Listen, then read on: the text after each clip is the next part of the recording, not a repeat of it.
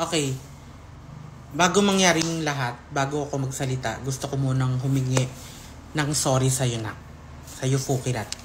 Sorry din sa nabitawang salita ni Nay Abby, ni Stella at ni MJ, which is doon sa vlog na ginawa namin. Hindi namin intensyon na ganun yung mangyari. Kasi akala namin which is akala. 'Di ba? Akala namin na may intindihan mo yung vlog kasi nga pare-parehas tayong komedyante naman talaga, 'di ba, sa totoong buhay. At alam mo yan, Nak, na sobrang mahal na mahal kita. 'Di ba nung lumabas agad yung content mo, nag-message agad si JM, which is yung manager ko na naging manager mo din, na humihingi ng sorry kasi nga syempre valid naman yung reason mo na nasaktan ka. At Nak, alam mo yan na naiintindihan ko yun, naiintindihan namin yun. Kaya yun, Nak, sorry. Ang hindi ko lang maintindihan, Nak, na after nga mag-sorry ni JM, nung nalaman mo yung video, yung vlog, after na mag-usap kayo is okay na. Hindi ko naman alam, Nak, na gagawin mong series. At umiyak ka pa sa lahat ng video na yun. Hindi ko alam na kung nasasaktan ka pa ba talaga or ini-enjoy mo na yung mga hate ng tao sa akin. Kasi Nak, parang sa kwento mo parang wala ba akong nagawang mabuti sa'yo, Nak? Yung mga sinasabi na hindi pinagtanggol. Nakita nyo ba yung reaction ko? 'Di ba? At saka ito yung hindi alam ng mga tao na after nung vlog, sinabi ko sa kanila na si Fukirat yan, nag-group pa yan kasi bata. Which is, yun nga yung lagi mo sinasabi, 'di ba? Na bata ka pa nga, yung character development mo. Which is, natutuwa kami doon. Sinabi ni Stella yun, di ba? Sinabi niya na natutuwa siya kasi kahit binabash ka, napatunayan mo. Which is, totoo yun. Sinabi ko pa doon na proud ako sa'yo. Kasi nga, proud ako sa'yo na di ba, napag-uusapan natin yung passport mo dati. Ngayon, nakapag-Hong Kong ka na. Si Stella na rin mismo nagsabi sa akin na gusto ko niyang ma-meet. Gusto niya mag-vlog together with you kasi nga nakakwento kita sa kanila eh. At hindi lang ikaw, Nak, ang dami yung buong Team Bardagulan niya kinukwento ko eh. Nak, alam mo yan kung paano kita minahal at pinahalagahan. Nak, alam mo yun na totoo lahat ng pinakita ko sa iyo. Nak, mahal kita at alam mo yan. Sorry, nanginginig ako kasi hindi ko naman kasi talaga, hindi ganito yung mga content ko at grabe. At alam mo na kung gaano kita ipagtanggol kahit walang camera. From the start, Nak. From the start hanggang ngayon. Alam mo yan. Yung sinasabi mo, Nak, na ito, i-clear ko lang ha. Yung sinasabi mo na, ngayon lalaban na ako, I kept my mouth for too long. Nak, alam mo kung ano yung mga reason nun. Alam mo kung bakit hindi kami galit. Sinabi mo kasi, di ba, na parang merong sa statement mo na parang, hindi ako galit kay QD, hindi ko alam sa kanya. Nak, alam mo na hindi ako galit sa'yo. Nagtatampo ako sa'yo. Alam mo kung bakit. Nak, biruin mo. Hindi, di ba? Tumira ka dito sa amin. Okay, alam mo yan. Nak, alam mo yan na umalis ka, na ang dami mong iniwang problema. Pero Nak, wala kang narinig sa akin. Ngayon lang, kasi nga, syempre, kailangan ko na rin ipaliwanag yung sarili ko. Kasi, grabe ni. Alam mo kung bakit ako nagtatampo sa'yo? Kasi umalis ka, Nak, ng hindi namin alam. Pinayagan ka namin, di ba? Sabi mo, babalik ka. Christmas and New Year, sige, give na namin sa'yo. Kasi, family yun eh. Tsaka uuwi rin naman kami eh.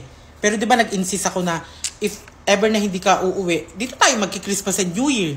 Kasi Nak, may work pa tayo, di ba? May work ka na iniwan dito na hindi na natin natapos. Kasi nga umalis ka. At from sa bahay, sa lalaki, sa trabaho, sa lahat, Nak, di ba? Alam mo na kami yung nandito para sa'yo. At alam mo, Nak, na inayos namin yun nang hindi mo alam. Tsaka hindi na namin sinabi sa'yo kasi nga, syempre gusto mo ng peace, gusto mo ng, di ba gusto mo ng character development, yung sinasabi mo, gusto mo ng pagbabago. Hindi ka na namin ginulo nun, di ba? Nung umuwi ka. Kasi ikaw nga iniintindi namin, tsaka yung gusto mo mangyari. Yung mga hate comments, alam mo, Nak, na hindi totoo yun. Nalulungkot ako kasi inaagrihan mo eh. Parang, Nak, wala ka po. Hindi pa tayo nagsama, hindi pa. Sorry. Nak, from the start, mahal kita at alam mo yun. Diyos ko. Hindi ko alam kung bakit dapat ipanapaliwanag yung sarili ko na dapat alam mo naman yun, Nak eh. Kasi, di ba, Nak, kilala mo ko. At dapat ikaw yung unang nakakakilala sa akin at nakakaintindi. Nak, alam mo kung bakit kami nagtatampol sa'yo. At alam mo kung bakit hindi kami galit. Katulad nga sa statement na sinabi mo na, hindi ako galit, hindi ko alam kay Cutie. Hindi, Nak, alam mo yan. Nagtatampo kami, oo, nagagalit kami doon sa mga maling desisyon na ginagawa mo. Kasi hindi lang naman na ikaw yung naaapektuhan pati family mo, di ba? Pati yung mga friends na ipinapakilala ko sa'yo. Nagrarant sa akin, basta Nak, alam mo yan. Ang dami dito sa social media na friend mo din, na friend ko na ang daming sinasabi na never kong inilabas at never kong sinabi kasi nga, Nak, mahal kita, ganun kita kamahal. Pero wala kahit anong tanggol, talagang alam ko din sa sarili ko na, shit, tama tong mga, di ba? Alam ko din na totoo yung mga sinasabi nila, pero nanahimik lang ako. Pero eto ngayon, nagsasorry pa rin talaga ako sa'yo. Bukal sa puso ko kasi nasaktan ka at valid yun Pero kasi, alam mo yun na hindi ako ganun. Na nasasaktan ako kasi may pinagsamahan tayo Kakatapos lang yung issue kay Erna, sobrang nasasaktan din ako dun. Pero naging okay naman. Ngayon lang ako nagsalita, hindi dahil nananahimik ako, hindi dahil wala akong pakialam. Naapektuhan ako at yun yung totoo. Ang sakit-sakit na, grabe yung mga kaibigan ko na, mahal ko kayo, alam nyo yan. Alam mo na, wala akong pakialam sa mga tao. Doon ako nasasaktan. Sa mga hate na nag-a-agree ka, sa mga hate na binabato sa akin ng mga tao na parang pinapaboran mo sila. Kilala mo ko, di ba? Totoo, Nak, nag-a-agree ako dun sa be kind na sinasabi mo. Pero Nak, wag din nating alisin na magpakatotoo tayo. Be true yourself, Nak. Kilala kita, Nak. Kilala mo din ako.